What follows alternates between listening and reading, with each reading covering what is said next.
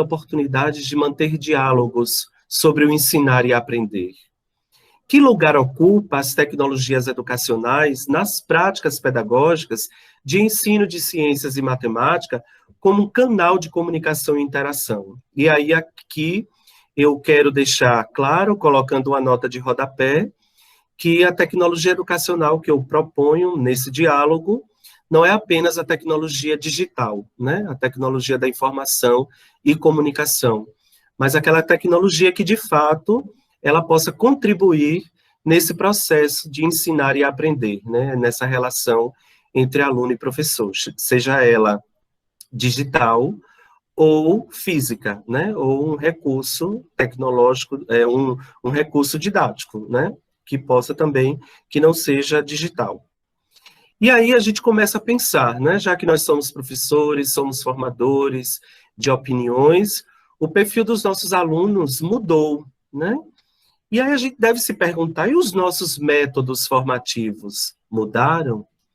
Né? Eu me formei lá na graduação em 1999, nós estamos em 2020. E aí, se eu for olhar aquela época, como eu fui formado, e como hoje eu formo os meus alunos, e os meus professores atuam também nesses cursos de formação, de fato, será que esses métodos mudaram? Eu fui professor de educação básica também, né? Esse chão da escola permanece com o mesmo método, porque os nossos alunos são outros sujeitos, né, com outros comportamentos, outras formas de aprender, outras formas de interagir, e aí a gente precisa refletir. E aí o que é que eu vejo, né? Que eu trago algumas conclusões a partir de falas, de pesquisas, né, de alguns diálogos com outros autores e com os próprios alunos também. Algumas formações, elas não são atrativas, muito menos motivadoras. E quem tem a culpa, né, como diz o ditado, quem tem culpa no cartório? Então, todos nós somos sujeitos envolvidos nesse processo. Tanto o professor, tanto o aluno, precisam refletir sobre as suas práticas, né, sobre a sua forma de ensinar, a sua forma de trazer esse conhecimento de fato para os nossos alunos.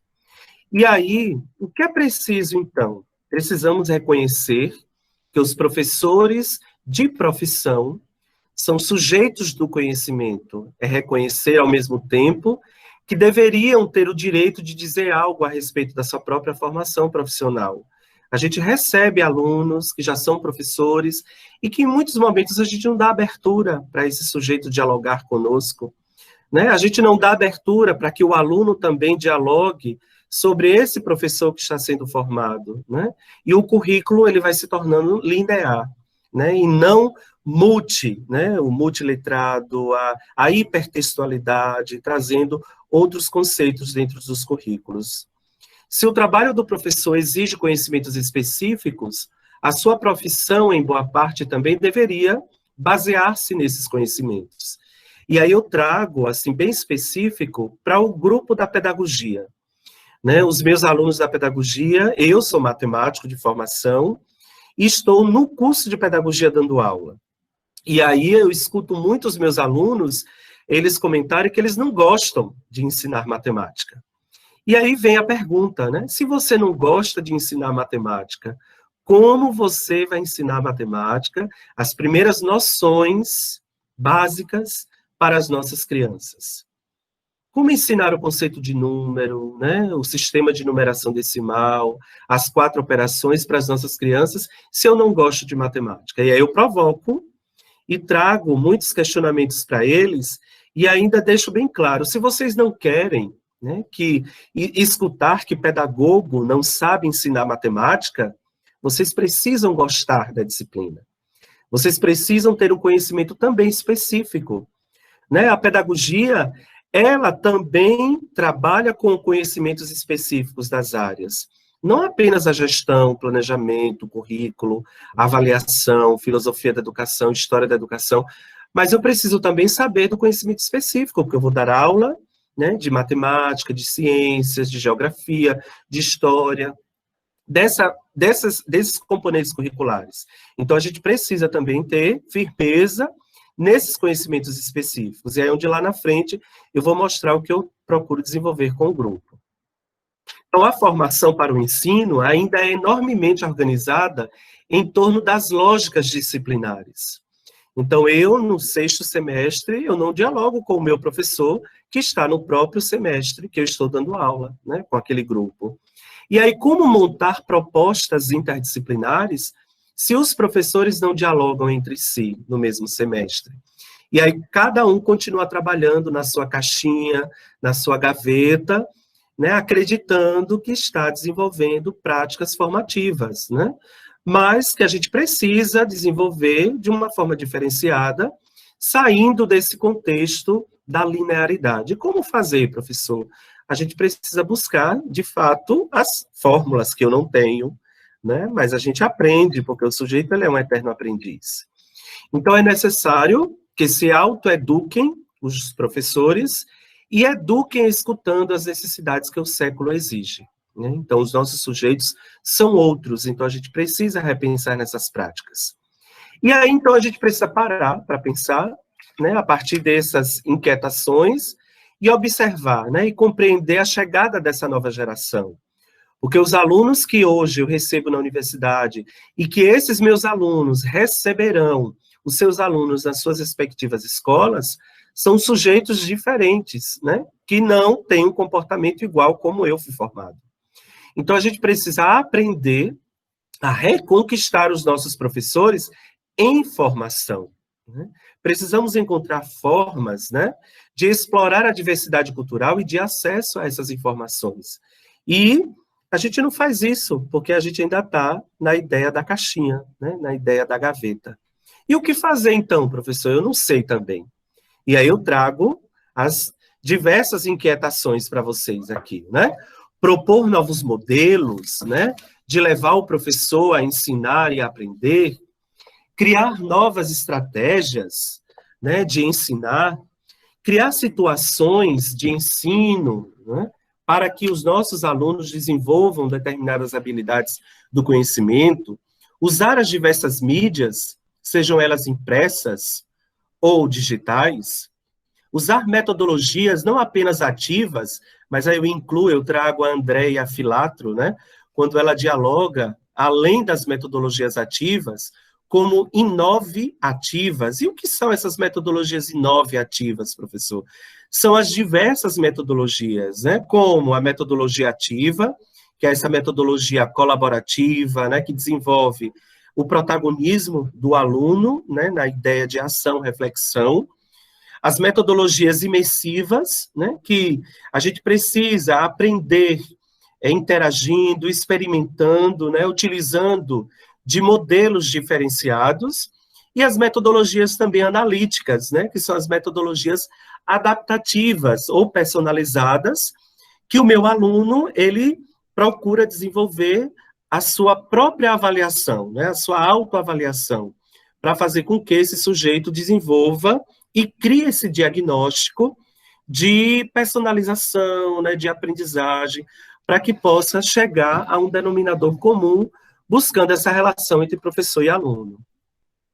E aí, esse ciclo, né, já que a gente dialoga, né, traz a ideia, o conceito, né, do que fazer, então é preciso a gente trabalhar nesse ciclo, que não tem começo, não tem meio e não tem fim.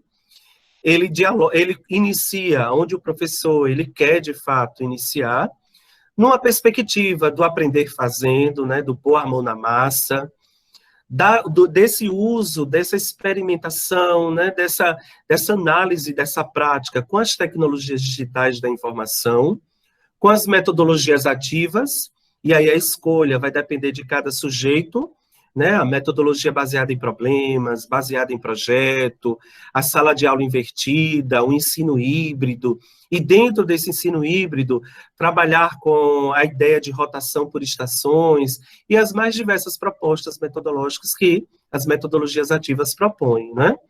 E, de fato, com os laboratórios de ensino e aprendizagem, né? E que esses laboratórios sejam eles não apenas num curso prático, como de ciências, como de química, de física, mas trazer a matemática também como laboratório, né? O próprio Sérgio Lorenzato, ele traz em várias obras suas o conceito, né? O como fazer, o que desenvolver no laboratório de educação matemática.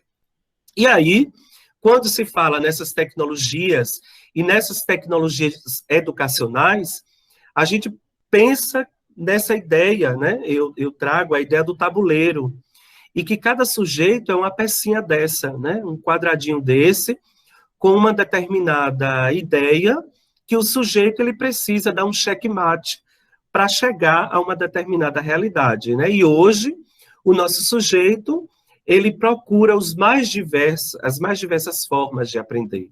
Ele pode aprender em rede, ele pode aprender sozinho, né? Ele traz a ideia de autoria, de virtualidade, de coautoria, buscar o conceito da não linearidade, né, de não estudar fragmentado, né? As disciplinas elas precisam dialogar, e é onde a gente traz o conceito também do hipertexto, né? Que eu clico numa página, de uma página vou para outra, e aí o conhecimento ele vai sendo construído a partir do momento que eu vou sentindo essa necessidade, né? Que o nosso aluno hoje, ele é um novo leitor, né? Ele lê no livro impresso, é no celular, é no computador, e a gente vai se adaptando, né? Ou o próprio Prensky, quando ele trouxe o conceito de migrante e de nativos digitais, ele mesmo hoje ele traz um novo conceito, né? Que é a ideia do sujeito que zapeia, né? Que escolhe, né? Essa sabedoria. Então, eu não mais sou um imigrante digital, né? Eu não mais sou um nativo digital, mas eu sou um sujeito que zapeia e escolhe o que eu quero aprender. E assim são os nossos alunos. E a gente precisa propor metodologias, aulas diferentes, não dizendo que o quadro, o giz, o livro didático, ele não tem valor, pelo contrário, claro que tem valor. Mas eu preciso fazer do meu livro didático um dispositivo que traga um conhecimento aprofundado para esse aluno, né? Para que esse aluno crie sua estratégia de aprendizagem e que ele saia um sujeito multiletrado, né? Trazendo outros conceitos. Então, a ideia desse tabuleiro ele é muito amplo, porque vai em diversas vertentes, que aí a escolha é de cada sujeito, que é como o jogo de xadrez, ou o jogo de dama, o jogo de tabuleiro, que cada sujeito ele vai criando a estratégia, o caminho que ele quer percorrer. E aí eu trago para vocês agora um pouquinho das minhas práticas, né, do que eu venho desenvolvendo e que eu desenvolvo com os meus alunos. E aí vocês estão visualizando, esse espaço é o laboratório nosso de educação matemática, é um laboratório que não é no curso de matemática, é um laboratório que eu, com a outra professora, a professora Mercedes, nós buscamos, de fato, conquistar esse espaço, e nesse espaço nós trabalhamos de forma teórica e prática. Então, o laboratório, ele não sendo no Instituto de Matemática, para os alunos da pedagogia, é muito mais fácil, por quê? Porque eu precisaria agendar lá, ver a disponibilidade. E no curso de pedagogia, não, a gente buscou esse conceito lá de Lorenzato, e outros autores, e montamos o nosso laboratório, né? Tem momentos práticos e teóricos, com materiais também industrializados e materiais confeccionados por eles. Como vocês estão vendo lá no fundo, tem alguns poliedros que foram construídos com o apoio dos alunos, né? Em práticas diversificadas a partir de determinados conteúdos. Então, como o meu olhar é um olhar de matemático, pensando na educação matemática, então os meus alunos do curso de pedagogia, eles não saem apenas pensando no conceito teórico, mas sim no prático, como nesse momento aí nós estávamos estudando o sistema de numeração decimal. E aí o sistema de numeração decimal era aquela ideia do vai né, por que isso, né, como fazer, e aí a gente trabalhou com o ábaco e o material dourado. Todo o nosso laboratório, nós temos essas bancadas, são 8 bancadas dessas, né, bem grandes, e muito boas, né, que a gente pode trabalhar à vontade. Mas tudo isso foi conquistado, né, com projetos, né, e nesse espaço, só quem tem acesso são os alunos, e os professores de ciências e matemática, porque a gente divide o espaço com o grupo de ciências. Mas outras áreas do conhecimento, para usar esse espaço, a gente precisa autorizar. Né? Então, assim, a gente conseguiu criar uma identidade dentro do curso de pedagogia, aqui na Universidade Federal de Alagoas, com o laboratório de matemática. Então, aí também, além deles trabalharem com os materiais industrializados, a gente também elabora materiais, né? E aí foi quando a gente estava trabalhando a ideia do sistema de numeração decimal para decompor, né? Compor e decompor determinados números para que eles depois saiam trabalhando isso e levem para os seus alunos lá na frente. Aí é outro momento também nosso, né, das alunas trabalhando com o Tangram, e aí onde eu desconstruo a ideia do Tangram, pensando que o Tangram não é apenas para construir aqueles desenhos que os nossos livros didáticos trazem, mas sim trabalhando com conceitos matemáticos, né, com conteúdos curriculares, que traz a ideia de fração, de porcentagem, dentro do próprio Tangram, né, dentro dessas práticas. O mais interessante, eu não sei se vocês, acredito que conseguem, né, tem uma criança aí, nas minhas aulas, as alunas, já que a gente tem muita aula prática, elas sempre me perguntam, e elas sabem o dia da aula prática, porque a gente tem um cronograma, que no primeiro dia de aula eu já apresento para os alunos da graduação, e eles sabem quando vai acontecer a prática, então eles trazem os filhos, né? Aquelas crianças que de fato já têm um grau de maturidade para entender algumas situações matemáticas ou de ciências. E aí eles participam também das aulas, né, interagem com as próprias alunas, como vocês estão vendo aí, tem uma aluna trabalhando, mostrando, fazendo uma continha de somar, né, para ele, explicando o que era que ele tinha que fazer aí nessa atividade prática, né? E aí cada bancada, ela está dividida e as alunas vão acompanhando também junto comigo, as minhas monitoras, esse planejamento de aula.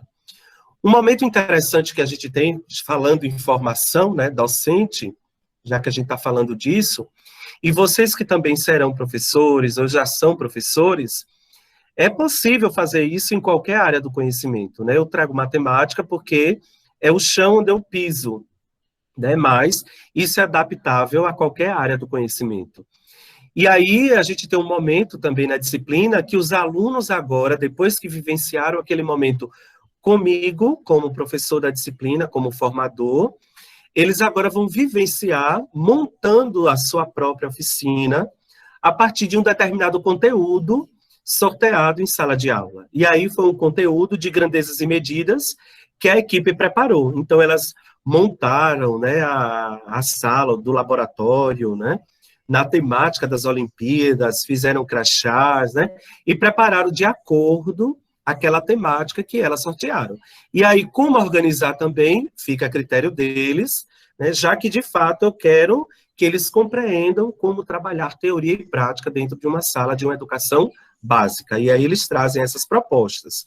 Como, por exemplo, aí é outra oficina de frações com materiais de baixo custo, né? Aí está um emborrachado, e no emborrachado tem o adesivozinho, para trazer o conceito de fração, né, para as primeiras noções básicas, para as crianças também lá, né? Então, elas estão aí desenvolvendo algumas atividades com determinados conteúdos. Aí também foi outra oficina, né, que elas estão aí desenvolvendo a partir de algumas atividades práticas, né? E aí a gente procura, de fato, envolver todo mundo e distribuir em pequenos grupos, já que às vezes tem turmas que são muito grandes, de 30 alunos, de 40 alunos, e aí como tem várias bancadas, tem 8 bancadas no laboratório, que é uma sala muito boa, né? Eu sempre agradeço muito por a gente ter conquistado esse espaço.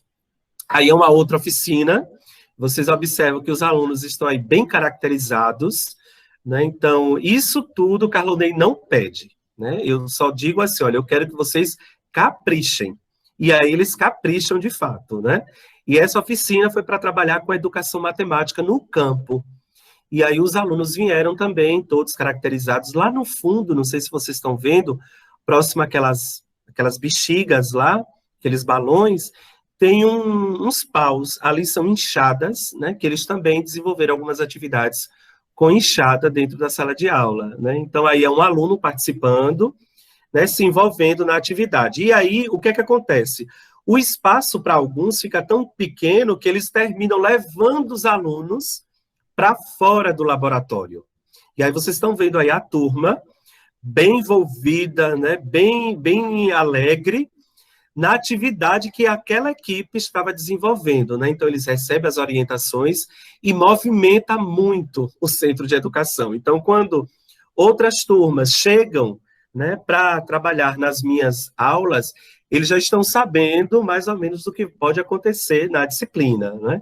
Então todo mundo fica na expectativa, porque isso é bom, como eu disse para vocês, é um ano, né, de formação com eles no curso de pedagogia, já que são 2 disciplinas e sou eu que leciono a disciplina. Aí também foi outra equipe com a mesma temática de educação no campo, só que de uma forma diferente também, né? Aí foi para separar as frutas por peso, né, por medida, e aí eles vão trazendo, e são frutas reais mesmo, que depois a gente faz um lanche coletivo, no final de cada oficina. Aí foi outra oficina, quando eles desenvolveram o conceito de geometria, e aí eles usaram a arte, né? Então, montar alguns personagens a partir de uma determinada história para trazer os conceitos geométricos, né? Então, essa equipe aí foi uma equipe também que trabalhou muito, eles capricham muito, eu fico muito encantado com o trabalho deles. Olha aqui, aí se vocês estão vendo da direita para a esquerda, eu estou aqui no canto, eles confeccionaram camisa, né? São tudo muito bem programados, né? Já que eles têm esse período comigo, né? Então, assim, eles capricham de fato. E tudo isso são tecnologias educacionais, né? Por isso que eu fiz aquela nota de rodapé, para a gente não ficar apenas pensando que a tecnologia educacional é a tecnologia digital, né? Então, são momentos muito gratificantes. Eu tenho certeza que esse grupo sai muito diferente como entraram depois de um ano de curso de pedagogia, desenvolvendo atividades comigo na disciplina. E aí, paralelo a isso, o que é que a gente faz? A gente trabalha, né, nessa formação inicial com os alunos da graduação, e paralelo a isso, na disciplina também, a gente tem atividades que os alunos têm que ir à prática. Aí eu escolho uma escola próxima à universidade, dialogo com a direção da escola, com a coordenação e com os professores, penso no conteúdo programático que está sendo trabalhado lá e levo a proposta para a turma. E aí a turma tem que levar tudo aquilo que eles fizeram com os próprios colegas, agora eles vão fazer com as crianças, né, das escolas do município próximas à universidade. Então aí são eles também desenvolvendo algumas atividades. E aí, quando envolve a tecnologia digital, que a gente vê que a escola tem aparato para isso, tem o dispositivo, a gente também explora essa tecnologia. Aí é um aluno desenvolvendo uma atividade com a lousa digital, né? Então, aí foi outra proposta que a gente levou, porque a gente conhecia aquela realidade da escola, né? Então, não foi só apenas o material concreto, mas foi também com o material digital. E aí são eles, aí era uma outra escola, e nessa escola, como não tinha laboratório de informática, e a gente queria também desenvolver alguma atividade que envolvesse a tecnologia digital, se vocês observarem esse retroprojetor, ele é daquele bem antigo, né? Eu acredito que aí também no Mato Grosso do Sul deve ter recebido, que o MEC enviou há um certo tempo, que ele tem tudo nele, e não tinha, então, mas eu disse, olha, a gente precisa criar outras estratégias e vamos levar as crianças. Então, eles se juntaram, né, todo mundo num pequeno grupo, e foram desenvolver uma atividade com GeoGebra, porque eles estavam desenvolvendo o conteúdo de geometria, que eram as primeiras noções básicas do que é um ângulo, né, do que é a reta. E aí a equipe pensou numa atividade, e eu acompanho todas elas, porque esse momento é um momento coletivo, né, todo mundo está junto na mesma escola, então eu não fico para lá e para cá.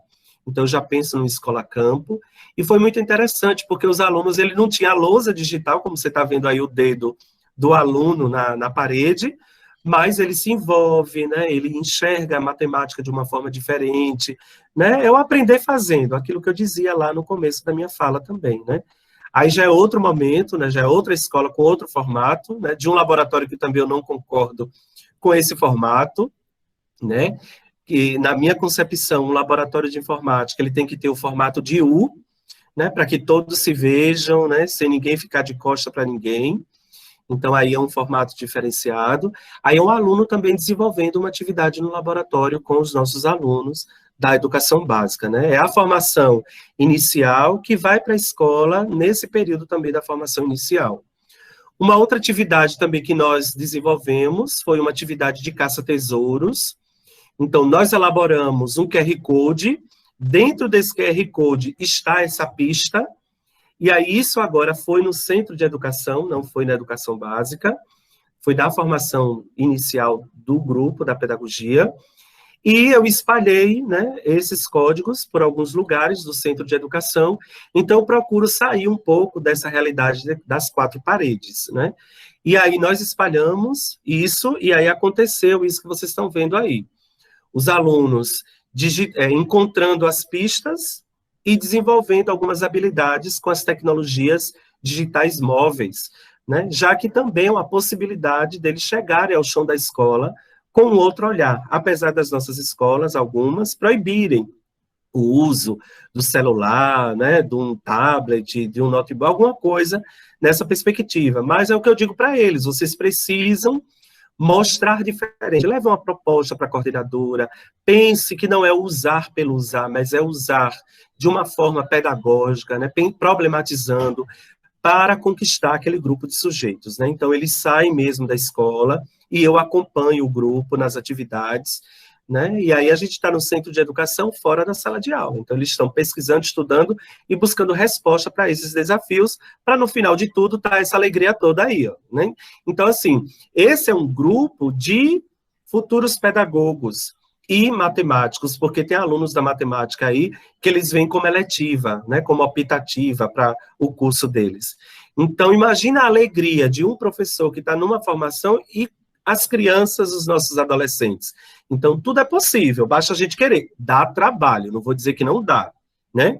Eu tenho um trabalho danado, mas é um trabalho que, para mim, só em eu ouvir nos corredores da universidade, que não vê a hora, né, de chegar aquele semestre para cursar a disciplina, né, de saberes e metodologias do ensino da matemática, então isso para mim é muito gratificante, né, porque é o respaldo que a gente tem dos nossos alunos.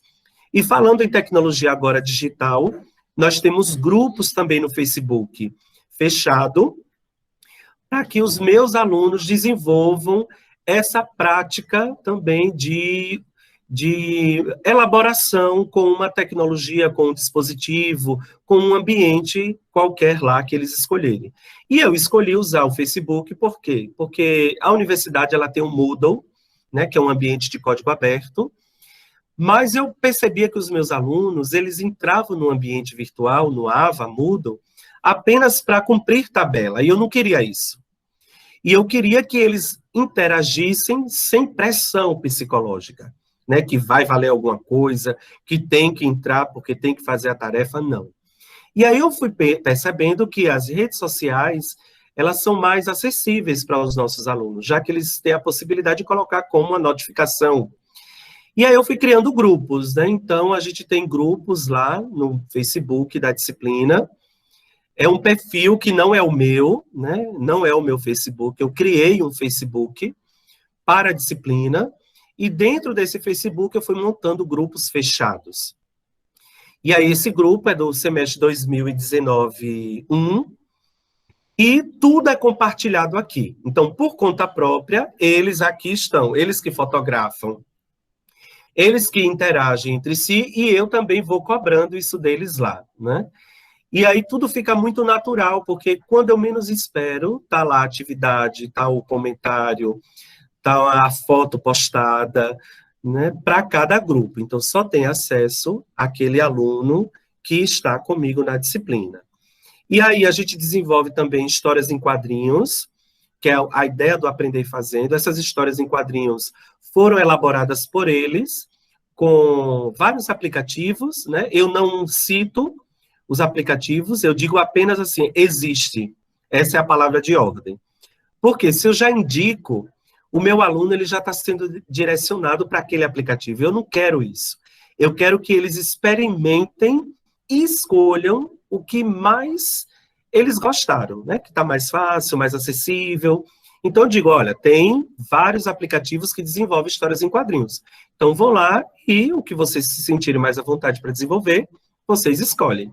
Então, aí foi uma outra atividade, aí já foi um aluno de mestrado meu, que desenvolveu as histórias em quadrinhos nas aulas de matemática para o conteúdo de frações. Então, foi com os anos iniciais, era uma turma do 5º ano, e ele montou várias histórias em quadrinhos, os alunos também montaram e desenvolveram essas histórias, né? E aí, surgindo isso, veio depois um outro grupo que montou outra história em quadrinho com o sistema de numeração decimal, né? Como ensinar o sistema de numeração decimal para as crianças, né, que estão nos primeiros anos escolares. E aí eles montaram o personagem deles, o enredo deles, né, o que eles quiseram colocar, até porque o próprio aplicativo disponibiliza esses cenários e esses personagens. Uma outra possibilidade também são os aplicativos, né, digitais móveis, né, que estão lá dos nossos celulares, tablets.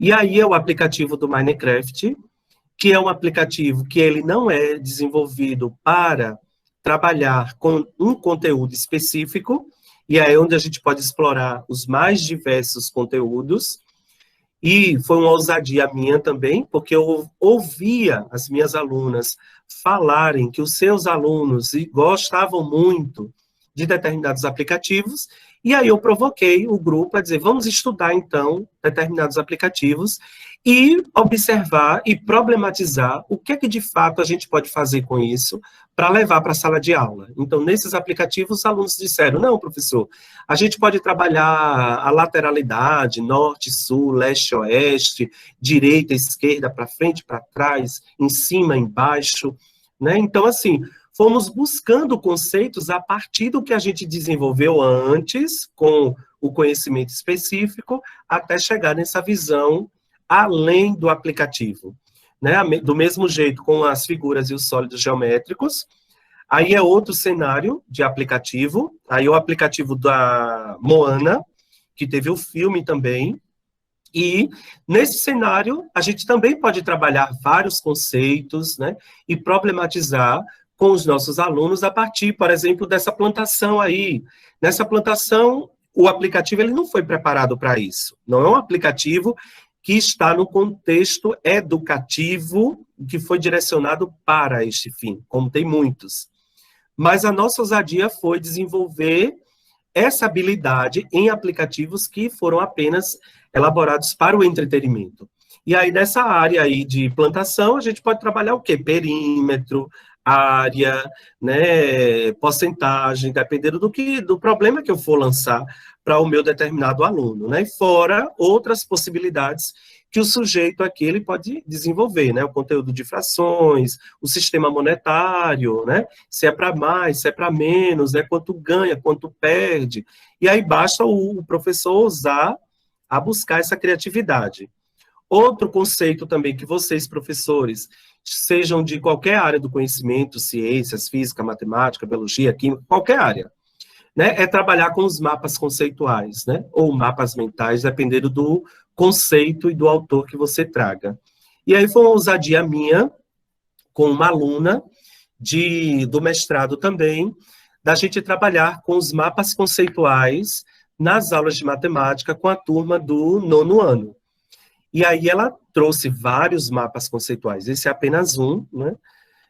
Que os alunos elaboraram os mapas conceituais a partir daquele conteúdo que a professora estava trabalhando naquele período da escola. Então, é mais uma possibilidade.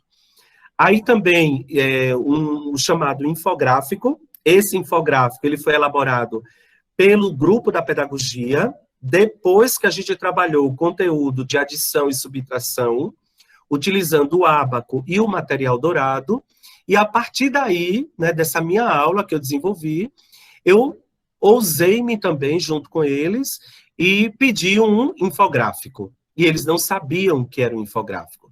E aí eu fui apenas mostrar um modelo, não da matemática. É porque eu queria despertar a criatividade deles para elaborar um infográfico que envolvesse determinado conteúdo da matemática. E aí vieram vários também infográficos. Uma outra possibilidade, que esse aí é a mais recente, são os memes, né, que está no auge, né, que vem trazendo, assim, a curiosidade de muitos sujeitos, né, de muitos professores, para desenvolver também os memes como prática pedagógica nas aulas de matemática. E aí está um exemplo bem claro, né, que tem diversos tipos de memes, né, já tem estudos que classificam os memes de acordo com a categoria que ele está sendo proposto. Então, aí tem a professora, né, quanto é 1 menos 1? Aí a criança diz, não sei. Aí a professora diz assim, vou te dar então um exemplo, né, eu tenho uma manga. Se eu como essa manga, o que sobra? Aí a criança diz, o caroço. Né? Então, assim, traz a ideia do ar da graça, mas eu posso também mostrar aí a possibilidade, né, de um conteúdo, a partir de um contexto, trazendo algo concreto, alguma coisa da realidade daquele sujeito. Uma outra possibilidade é a produção de vídeos, né, dentro da disciplina de matemática. Foram os alunos, aí são alunos da pedagogia, eles fizeram curtos vídeos que eu pedi, de no máximo 5 a 10 minutos, porque eu não queria um vídeo muito longo, e que disponibilizasse esses vídeos depois no YouTube, na rede, e postasse lá no nosso grupo do Facebook, para que outros sujeitos pudessem visualizar, né? Já que eu não trabalho apenas com um turno, eu trabalho em outros turnos, vespertino, matutino, noturno, né? Então, os meus alunos, eles estão todos misturados aí nesse grupo de Facebook. Uma outra possibilidade, aí já é um trabalho que, por exemplo, esse trabalho vai ser qualificado agora, quinta-feira, de uma orientanda minha, que trouxe o Scratch, né, como dispositivo didático para se trabalhar com conteúdo de probabilidade, né, com os meninos do 6º ano, né, os alunos do 6º ano, que era o conteúdo de multiplicação, né, ainda. E aí ela montou, junto com eles, um joguinho, né, para trazer esse conceito de probabilidade lá, a partir do conteúdo de multiplicação, né, na tela do Scratch, e aí é o joguinho, né. E outra realidade, né, eu já estou prestes a encerrar, para a gente poder dialogar, não é? Foram atividades, por exemplo, com realidade aumentada. Então, os alunos também, tudo é o aluno fazendo. O professor Carlonei não leva nada. Eu peço que eles elaborem e a gente experimenta juntos. Né? Eu mostro a proposta, que é possível, e depois eu quero que eles ponham a mão na massa. Então, eles elaboraram do mesmo jeito que aqueles QR Codes, só que não eram QR Codes mais, eram telas, como está lá essa tela de triângulos coloridos, e nessa tela eles programaram para que saísse alguma coisa dessa tela a partir de um aplicativo que era para ser baixado, que é a chamada realidade aumentada. Então, assim, foi um outro dispositivo que nós usamos, pensando na formação, na prática docente, que envolva, seja qual for a área do conhecimento. Então, aí é uma outra... Aqui era de uma equipe, e aqui foi de outra equipe, né, para despertar também o desejo do aprender fazendo, né, com realidade aumentada. E o último experimento que nós tivemos, esse aí tem sido bastante, como é que eu digo assim, despertado a curiosidade dos meus alunos. Eu, como uma bolsista, né, de iniciação científica, nós estamos elaborando o ambiente virtual, né, chamado o OpenSim, ele é de código aberto, basta você ter um servidor, né, e disponível igual o Moodle, né, a diferença é que o Moodle, ele não é 3D, e aqui é 3D, e aí foi um momento de experimentação nossa para testar, né, para ver como era que estava, né, a gente dialogou, montamos a nossa ilha no centro de educação, e os nossos alunos se tornaram avatares, e a partir daí a gente agora está experimentando, né, como é que funciona, né? Já que também foi meu estudo de doutorado na época, então agora eu disse, agora é hora de eu pôr em prática isso com os meus alunos, né, os ambientes virtuais de aprendizagem no formato 3D, né, esse é de código aberto, diferente do Second Life. O formato é o mesmo do Second Life, mas a diferença é que esse a gente não paga nada para entrar, né? A gente monta o nosso mundo, né, digital, virtual 3D, e coloca para funcionar aí, né? De fato, né, a educação ela deve pensar, né, encontrar diversas maneiras, nós professores, né, para responder a esses nossos desafios, já que os nossos alunos, eles aprendem das mais diversas formas, das mais variadas, né? Alguns aprendem ouvindo música, assistindo a TV, escrevendo no celular, e pensando nessas tensões, de fato, a nossa educação, ela nunca foi tão, necessitou tanto, né, de repensar esses novos formatos, né, já que estamos num formato diferente de aulas, né, então a gente pode pensar em práticas que os nossos professores não foram preparados para isso, e eles são vitoriosos, estão sendo vitoriosos para desenvolver, ou bom ou não, mas estão fazendo, cada um do jeito deles, né, pensando em não deixar a educação de fato vazia, sozinha, mas trazendo e rompendo fronteiras que de fato precisamos dessas mudanças, né, e de organização dos nossos pensamentos e das nossas formas de se comportar. E aí eu encerro com o pensamento de Nelson Mandela, encorajando vocês, né, e me encorajando também, né, dizendo assim que o nosso maior medo não é de que sejamos incapazes. Nosso maior medo é de que sejamos poderosos além da medida. É a nossa luz, não a nossa escuridão, que mais nos amedronta. Perguntamo-nos: quem sou eu para ser brilhante, atrativo, talentoso, incrível? Esse é sempre um questionamento de meu professor e de você, aluno, também. Na verdade, quem é você para não ser tudo isso? Bancar o pequeno não ajuda ao mundo.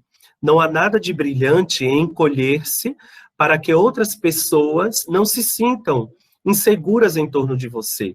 É à medida que deixamos a nossa própria luz brilhar, que damos às outras pessoas permissão para fazer o mesmo. Né? Então, eu deixo aqui o meu grande abraço para todos vocês, né? O meu muito obrigado. Agradeço a professora Edivonete por ser essa ponte, né, para chegar até vocês. Dizer que o professor Carlonei também está de portas abertas, né, para que vocês também possam chegar até a gente. E o que vocês precisarem, o professor Carlonei vai estar disponível para ajudar. E eu acredito muito no conceito de colaboração, né, trazer essa percepção, né, de trabalhar em rede. Gosto muito, porque a gente aprende muito com o outro. E sintam-se à vontade para dialogar aqui e em outros momentos também. E convido vocês a seguir os nossos canais, né, desse grupo de pesquisa que eu coordeno, que é o grupo de tecnologias educativas e práticas pedagógicas em educação matemática. Vocês podem procurar o nosso canal lá no YouTube, no Facebook e no Instagram. E no YouTube, toda quarta-feira, a professora Edivonete participou, né, de uma das nossas lives.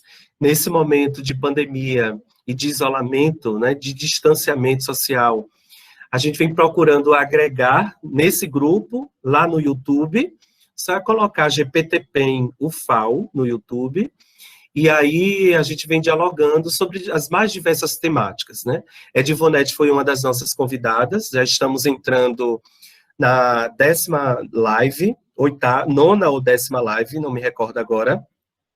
E na próxima quarta-feira agora, né, a gente vai ter a presença da professora Lília Bacic, que vai trabalhar conosco sobre ensino híbrido e metodologias ativas, propondo, dialogando sobre esses desafios e essas possibilidades para se trabalhar com essa metodologia de ensino, né? Então, sintam-se convidados, o nosso canal está lá à disposição para recebê-los, né? E eu que agradeço, muito obrigado, né? E Nós que agradecemos, em nome de toda a equipe, assim, nós tivemos eu fui organizando as perguntas e alguns elogios, né, assim, nós percebemos o quanto, assim, muitos se interessaram.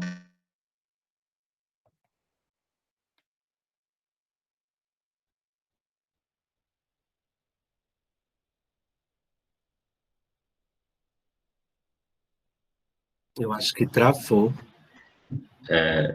Acho que a Ivonete travou, deixa eu...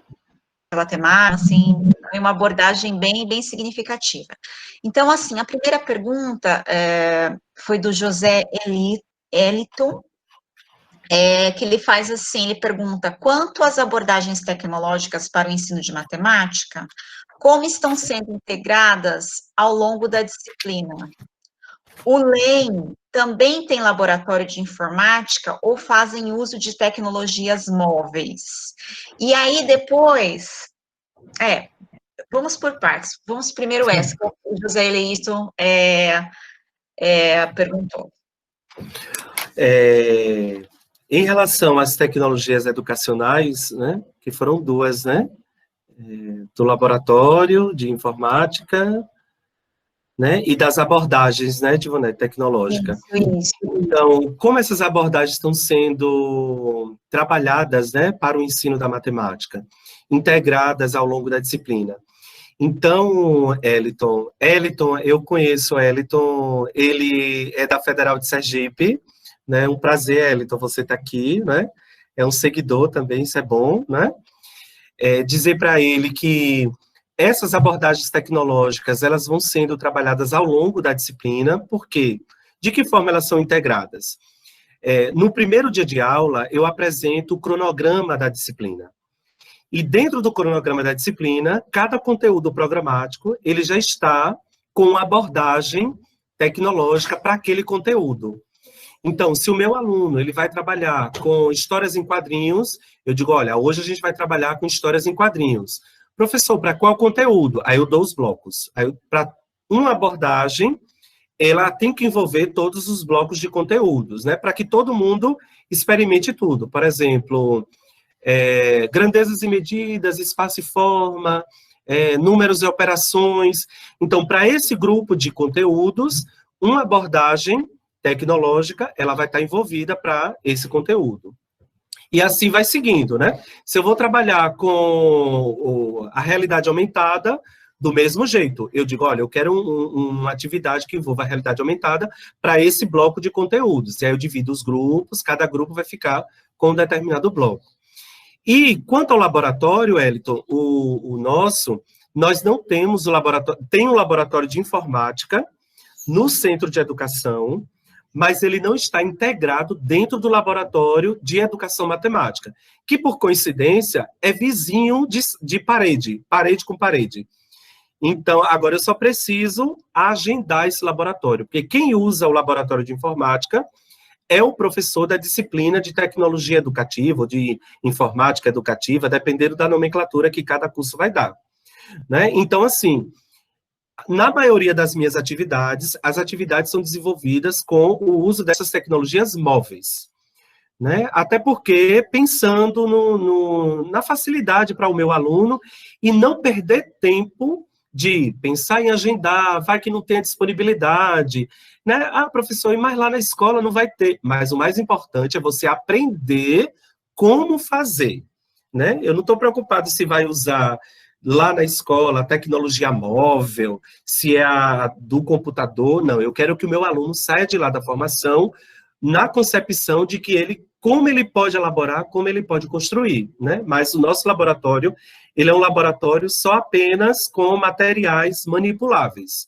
Os digitais são os alunos que levam seus celulares, notebooks, às vezes nem levam notebook, né? Por causa com medo de ser assaltado ao longo do percurso, que ainda tem isso, viu? Então, aí eu sempre penso na possibilidade de trabalhar com o celular, que eu sei que todo mundo tem, né, ou um tablet, e aí é mais fácil. Mas o notebook, eles reclamam muito quando eu peço. Bom, vamos para, então, a segunda pergunta, que foi feita pelo Josemar. Existe um portfólio dessas atividades? Né, ele perguntou se elaborou algumas atividades, foi mostrando algumas fotos, e aí a pergunta se existe esse portfólio. Sim? Eu posso responder ou você vai montar outro? Pode responder, porque aí eu acho que pode responder. Então, Josemar, né? O nosso portfólio são os nossos registros lá no grupo do Facebook, né? Então, por isso a necessidade que eu tenho de ter esse grupo para que possa disponibilizar esses materiais. Então, todos os materiais impressos que eles me entregam, porque eu peço, eu digo, olha, transforma esse material em um material digital, no formato PDF, Word, o formato que eles quiserem, e coloca lá no grupo do Facebook, para que todo mundo tenha acesso. Mas a gente não tem aquele portfólio fechadinho, né, com a capa, apresentação, não. O nosso portfólio, ele é um portfólio aberto, no sentido de deixar registrada todas as informações lá no grupo. E aí é onde eu resgato todas essas fotos, coisas que vocês viram aqui na apresentação, estão lá, né? Aí eu vou resgatando de acordo com a necessidade. E dentro dessa minha ousadia, eu venho mostrando para os meus orientandos, já foram frutos de pesquisa dentro do próprio Facebook, né, desenvolver atividades com realidade aumentada, com os meus próprios orientandos, porque eu vou pensando, eu digo, olha, agora eu quero que vocês trabalhem nessa perspectiva. Aqui o ambiente, eu já dou objeto de estudo para eles, e aí a gente vai fomentando essa curiosidade e despertando esse desejo, né, dentro do que a gente vem desenvolvendo. Os monitores de disciplina, né, que eu tenho também um privilégio, muitas vezes, de um monitor de disciplina, ele continuar seguindo a carreira, e aí eu tenho alunos hoje, que foram meus monitores de disciplina, que dá vontade de não deixar, mas eles têm que ir embora, porque precisa terminar o curso, que são muito bons. Depois são monitores de iniciação científica, de PIBIC, são orientandos de TCC, e agora está como meu orientando de mestrado. Então, assim, é um ciclo que vai muito bem delineado, né? Que é algo também positivo, né? Dentro dessa perspectiva. Bom, o mesmo Josemar, ele faz o seguinte explanação, né? Professor Carlonei, estou trabalhando em meu produto educacional com o Scratch para o ensino dos conceitos de cinemática em física. Teria sugestões de materiais para leitura ou autores, mesmo que seja na área de matemática? Quem foi? Foi o Josemar, né? Foi o mesmo Josemar. Foi, pronto. Josemar, manda um e-mail para mim, que eu mando. Eu tenho, por exemplo, uma aluna, que o TCC dela, essa mesma aluna que está desenvolvendo o Scratch com combinatória, nos anos iniciais lá, ela desenvolveu o TCC dela com Scratch. Então, o que eu procuro fazer é não afastar muito o sujeito desse estudo, né? Então, a gente tem muitos trabalhos que, na época do TCC e agora do mestrado dela, já que ela está trabalhando com Scratch, ela fez a revisão da literatura, né?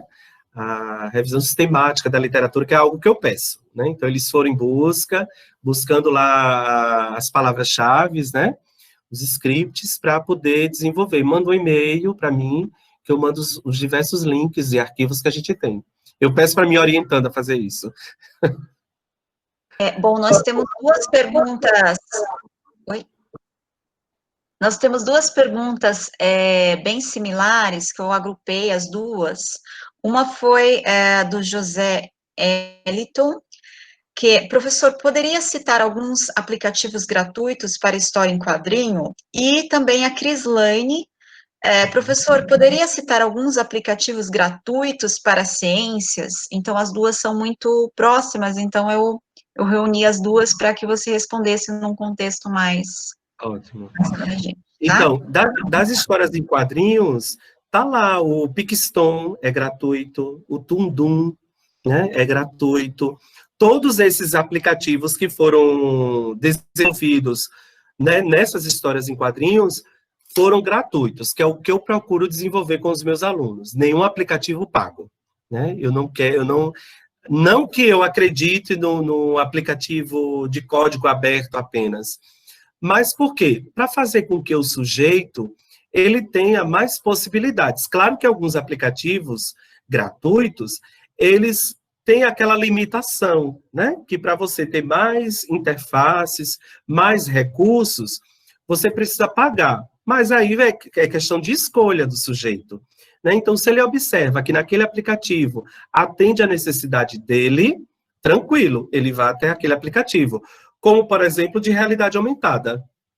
O de realidade aumentada, que é o antigo Aurasma, que ele mudou de nome, né? Não é mais Aurasma, mas você pode colocar lá Aurasma que ele vai atualizar, ele vai encontrar, eu não estou lembrado agora qual é o nome dele, é HP alguma coisa, eu não lembro qual é o nome, mas é o antigo Aurasma. O Aurasma, ele é de código aberto, né? E aí o aluno, ele não precisa entender de programação, que era uma preocupação também das minhas alunas, de dizer assim, professor, como é que eu vou trabalhar com Scratch? Eu não entendo nada de programação, essa aluna mesmo. Eu falei, mas não tem problema. O Scratch, ele já é explicativo. Então, foi muito fácil, né? Então, eu procuro sempre fazer com que esse sujeito, ele alcance de forma tranquila o aplicativo. Agora, a outra pergunta foi dos aplicativos de ensino de ciências. Então, assim, como o Carlonei não é da área de ciências, eu vou ficar devendo essa pergunta. Mas assim, mas você consegue encontrar, né? Por exemplo, primeiro você tem que pensar assim, eu quero aplicativo que já tenha o conteúdo específico de ciências, ou eu quero um aplicativo que me dê possibilidade de trabalhar com ciências sem ser de ciências, entende?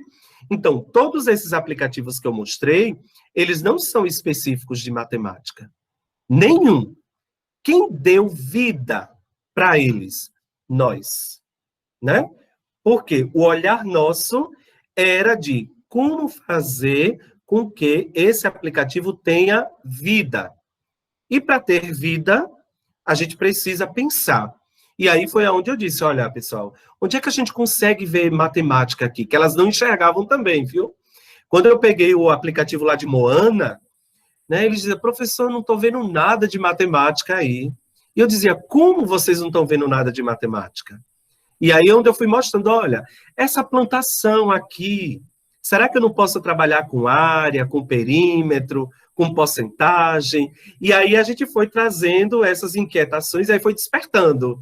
E aí tudo que era de aplicativo que eu montava para eles, aí o grupo dizia, ah, professor, já estou vendo matemática aqui no aplicativo. Então, assim, eu gosto muito de aplicativos que não são prontos para. Porque quando é pronto para, direciona, né, para aquela determinada situação e o professor se acomoda, né? Como eu não gosto muito da zona de conforto, eu tenho que provocar os meus alunos. Porque, por exemplo, tudo aquilo que vocês viram lá, eles dizem, professor, a gente trabalha muito.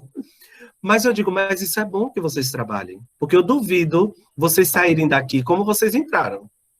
O olhar é diferente, a forma de pensar é diferente. Então, assim, é botar o povo funcionar, né? Mas eu posso pesquisar, se você quiser depois, viu? Eu tenho um colega da área de ciência, que ela é muito acessível também, e aí a gente pode desenvolver, né? O FET também, né? Que é da área de física, né? Aquele outro... FET, PET, né? Dependendo de como se lê. Então, o grupo de física gosta muito desse aplicativo, que tem várias... É possível trabalhar com simulações. Eu tenho um orientando mesmo, agora eu estou co-orientando, né? Ele é da física e ele está trabalhando com o FET Simulation, né? Na área de física, ele.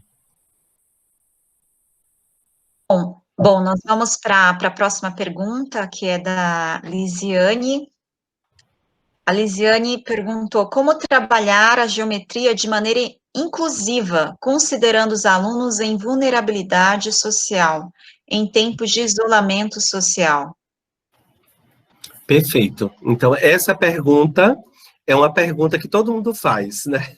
Para esse momento de isolamento social. Como fazer, professor? Por exemplo, nós temos muitos dos nossos alunos que não têm acesso à internet, não têm celular. Isso eu tenho consciência, que eu não sou doido, né? O professor Carlonei tem juízo para isso. Né? E eu tenho certeza que vocês também têm juízo para isso, né? Até porque vocês estão aqui, é porque estão interessados em dialogar sobre. E aí, o que é que a gente pode fazer, professor? É buscar, eu tenho fórmulas agora? Não. Mas o que é que eu posso fazer por enquanto? né, e que é o que eu tenho visto também. Se o meu aluno não tem acesso, né, a determinados recursos, a escola, né, a região, né, o município, precisa trabalhar nessa perspectiva. Como? Montar, imprimir, levar até aquele determinado lugar. Eu não sei se foi nessa região de vocês, né? Eu lembro que passou um dia no Bom Dia Brasil, no jornal, um município que fazia fronteira com outro país. E aí a professora, como criou-se as barreiras, a professora ia até a cerca, né, a essas barreiras, entregava o material impresso, aqueles pais, os responsáveis daqueles alunos que eram de outro país, né, porque era fronteira com aquele estado, né, aquele município, e foi criando outras estratégias, né? Então, a gente não pode apenas dizer que eu não posso trabalhar, né, com tecnologia, porque o meu aluno não tem possibilidade, né? Monta os kits por semana, né, por quinzena, e aí vai criando estratégias, né? O que a gente não pode deixar são os alunos soltos, né, sem fazer nada. Então, a gente precisa criar estratégias. E, assim, alguém poderia me perguntar, professor, e quem garante que esses meninos também estão aprendendo, né? Quem garante que são eles que estão... Então, infelizmente, são situações e situações, né? Mas o mais importante de tudo isso é que todo mundo está se autoajudando. Apesar dos pais, dos responsáveis reclamarem de tudo isso, porque não é fácil, né? Eu sempre digo que hoje, quem tem crianças na escola que está no isolamento em casa, as famílias também são heróis, né? Por quê? Porque precisa dividir o serviço de casa, né? O serviço de atenção à família, o cuidar da casa, e ainda ter que dividir espaço com as nossas crianças. E ainda mais se a família tiver mais de um filho, por exemplo, que eu já vi situações como essas também. Como trabalhar com um computador apenas? Como trabalhar com um celular apenas? E aí, o que é que eu digo? As escolas também precisam rever a forma de se trabalhar, né? Porque a gente não pode também exigir das nossas crianças ficar de 8 horas da manhã até meio-dia em frente ao computador ou a uma telinha de celular ou de notebook, porque elas não aguentam. A gente não aguenta, vocês não aguentam, né? Como eu estou vendo aí, tem um monte de gente que levanta, bebe água, sai, come. Por exemplo, o Júnior mesmo, eu estou vendo, ele está comendo aí. Então, come, levanta, desliga a câmera, né? Quem garante que o meu aluno, por exemplo... Olha, uma ligou aqui, eu só estou vendo a testa. A Sabrina, né? Então, assim, quem garante que o meu aluno vai estar lá a manhã toda, naquele computador, naquele celular? Então, assim, a gente não pode agora, infelizmente, estar criando situações. O que é que a gente vai fazer? Pesquisa. Vamos pesquisar, né? Para ver se as aulas foram boas, se deu certo, se não foi, né? O que era que precisava melhorar, porque tudo é muito novo para a gente. E a gente não estava preparado para isso, né? E a gente foi todo mundo pego de surpresa, né? E agora, o que é que a gente vai fazer? Então, assim, a gente precisa ir reinventando, né? Eu sempre digo que, infelizmente, a gente não tem fórmulas prontas para a situação agora, mas bons exemplos estão saindo nessa perspectiva de pandemia. E eu parabenizo todo mundo, né? Professor, aluno, pai, mãe, responsável, todo mundo. Mas pode comer, viu, Júnior? Não se preocupe, não. Bom, olha a mãe da menina aí, ó, desapareceu. Nós vamos agora para a pergunta do João Ricardo. João Ricardo, ele fez 3 perguntas durante a apresentação toda, eu uni as 3, porque eu acho que uma vai complementando a outra.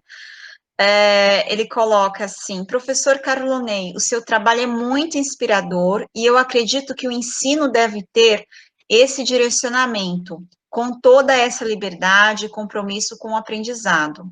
Como está a aplicação desse trabalho na prática, quando o professor recém-formado chega na escola para trabalhar?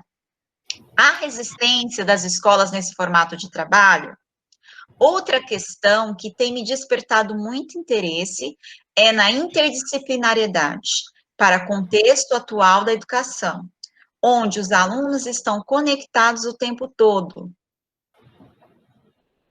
Acredito que todo trabalho pode ser potencializado se for desenvolvido em conjunto com outras disciplinas em torno de um projeto. De que forma esse formato de trabalho em matemática e ou pedagogia pode ser ajustado, adaptado para a interdisciplinaridade? Perfeito. Então, assim, a primeira pergunta, eu não vou ter tanta resposta, né? Porque, assim, os meus alunos, eu não acompanho quando eles saem, infelizmente. Né? A recepção que eu tenho, né, e a resposta que eu posso lhe dar, João, para essa primeira pergunta, são nos momentos práticos que as minhas turmas vão até as escolas, que essa hora eu acompanho, né? Então, quando sai, eu não tenho acesso mais, né? Alguns eu encontro na rua, né, em algum lugar, no evento, no encontro, e aí a gente vai dialogando com um papo amigo para saber o que de fato está acontecendo lá no chão da escola. Mas para tentar responder a sua pergunta, João, né, pelo menos para tentar conquistar mais um pouco, desse primeiro momento eu posso responder para os meus alunos que estão no processo de formação inicial. Por quê? Porque naquele momento que eu escolho uma ou duas escolas para que eles possam desenvolver aquilo que a gente fez no laboratório, do mesmo formato, para os alunos da educação básica, isso é como botar mel na boca da criança. Vocês não imaginam como as escolas carecem disso. Por quê? Porque as crianças ficam encantadas primeiro, né? Porque os nossos professores não têm esse tempo todo para fazer isso, porque trabalham em outras escolas, têm muitas horas de trabalho, mas uma vez ou outra também não custa nada. A gente também pode fazer isso, né? Que muitos dos nossos professores também como é que eu digo assim, eles dizem que nunca tem tempo, né? Mas é preciso ter um pouquinho de tempo para poder planejar. Então, assim, o primeiro momento é só nesse momento que eu tenho como resposta para lhe dar, né? Eu posso lhe dizer que o que a gente tem feito na formação inicial para poder acompanhar, perfeito. As escolas sempre pedem, né? E elas vão divulgando entre si. E aí é onde eu fico muito triste, porque eu não consigo dar conta de tudo. Primeiro, que eu procuro trabalhar na escola próxima à universidade, para que o aluno não tenha desculpa de locomoção, né? Então, aquela escola, ela fica como a escola modelo, né? O centro, para mim, porque é próximo, o aluno chegou, vai andando e está até lá, né? Bom seria se o município, a secretaria do município se sensibilizasse em fazer formações continuadas ou permanentes diferentes, porque eu não acredito em formação continuada como muitos fazem, de ler texto, né, de botar o professor para ler teorias e teorias. O que o professor gosta? Da prática, né, do pôr a mão na massa. E do segundo questionamento seu, da interdisciplinaridade, quando os alunos vêm da pedagogia, né, junto com a matemática, trazendo esse contexto, né, de atualidade, de conexão, de que forma esse trabalho com matemática pode ser ajustado para a interdisciplinaridade? Aí vai depender do grupo, do corpo docente, né? Tem que querer. Eu lembro quando eu era professor de educação básica, João, sempre na escola tinha feira de ciências ou feira do conhecimento, mostra cultural, alguma coisa que sempre dá um nome desses. E eu ficava tão triste porque eu via todo mundo envolvido. E eu dizia, meu Deus, o que é que a matemática tem a ver com essas coisas? Carlonei, naquela época, não tinha essas ideias, né? Pelo grau de maturidade. E ninguém nunca me falou disso. E como eu não vivi isso, eu não quero que os meus alunos também não vivam. Então, por isso a minha preocupação de fazer diferente. Aquilo que eu não vivi, eu não quero que o outro também não viva. E aí, assim, vai depender do grupo, né, que queira trabalhar na interdisciplinaridade, porque tem muita coisa boa, né? Tudo que está aqui que foi proposto pode ser desenvolvido em qualquer área do conhecimento, né? Basta o professor montar o seu projetozinho, lá para desenvolver, seja de extensão, né? Seja de uma feira, de uma amostra, ou de um próprio projeto mesmo dentro da escola, que envolva aqueles sujeitos que queiram, né? Conversas de sábado, diálogos em outros horários, né? Para ir buscando envolver, porque o que os nossos professores precisam é de alguém por trás, provocando. Porque se não tiver, todo mundo fica, é muito bom, né? A zona de conforto, né? Ficar naquele espaço. Porque tudo isso que a gente desenvolve dá trabalho, e muito trabalho, né? Mas os alunos gostam e saem com uma visão totalmente diferente de como eles entraram. Nós temos agora uma última pergunta, que é da Gigliane, que ela fala, como avaliar quando utilizamos as abordagens com as tecnologias?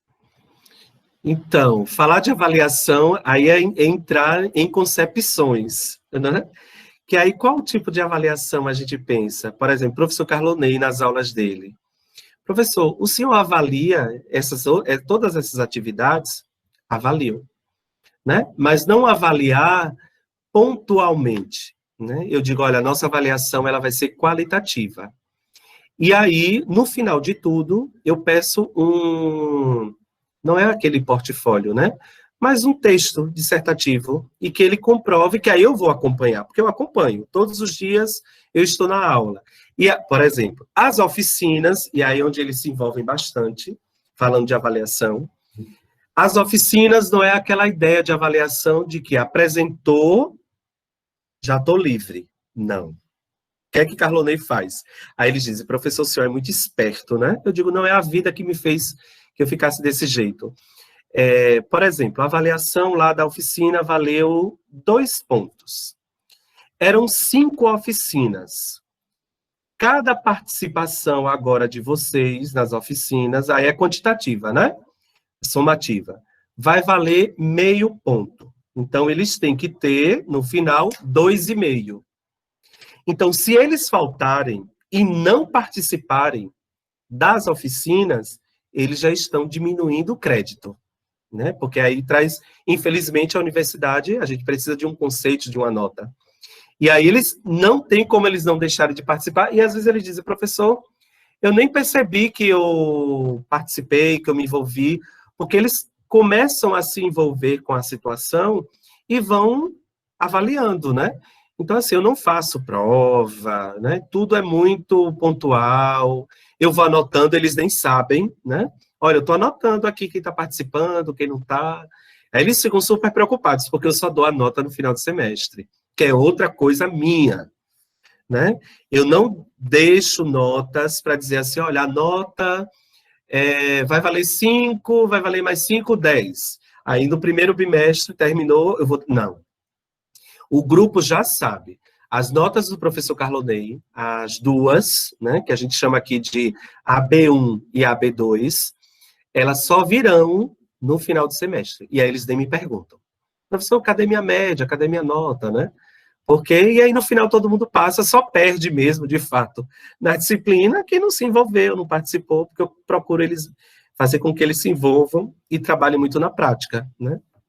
Mas essa ideia somativa, né? Que aí vai entrar vários conceitos, né? O Lucchesi, a Jussara Hoffmann e o grupo da avaliação todinha. E aí eu provoco o grupo da pedagogia, porque nada mais do que eles para estudar sobre avaliação, né? Que o curso de pedagogia tem disciplinas bem densas, assim, que trabalham com avaliação. Bom, acho que as perguntas foram todas, né, explanadas. Eu queria agradecer muitíssimo a sua participação, foi excelente os exemplos e as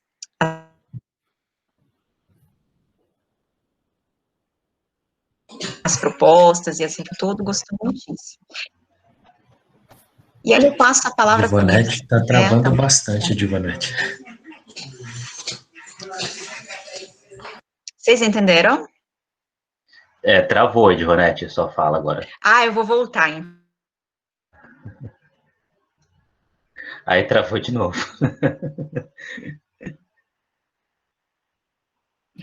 É o meu microfone desligado, né? Edivonete? Então, vou repetir. Os alunos.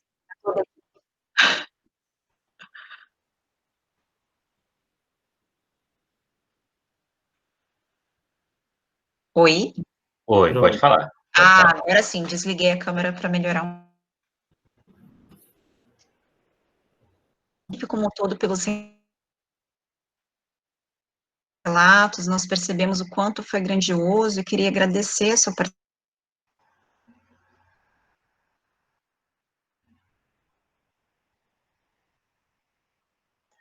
Edivonete está travando a sua conexão.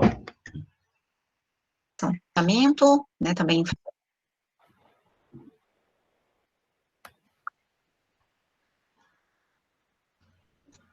Edivonete? Tá, Edivonete, como está travando a sua conexão, eu vou fazer um agradecimento, então, por você, tá já?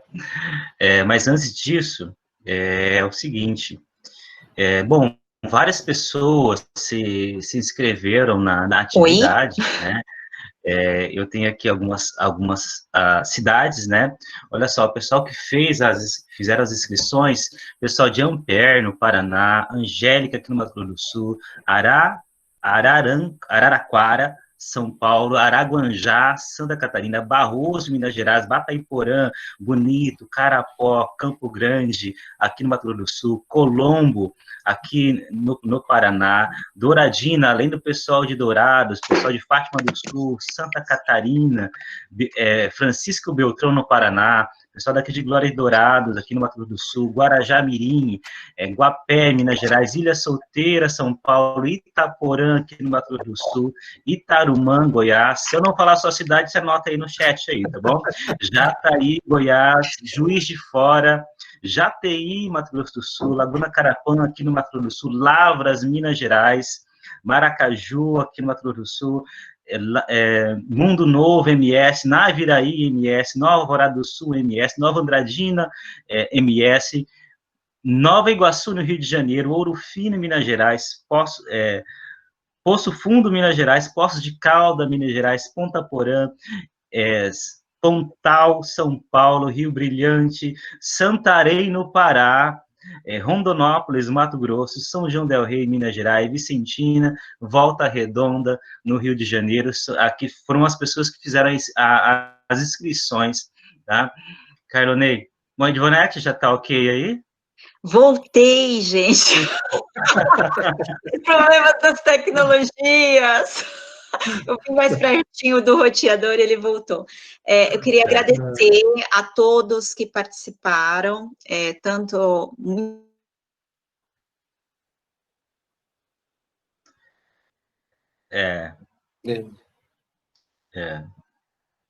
Travou novamente. Muitíssimo obrigado por elogiar, tiveram aqui presente, tá? Muitíssimo obrigado, tá?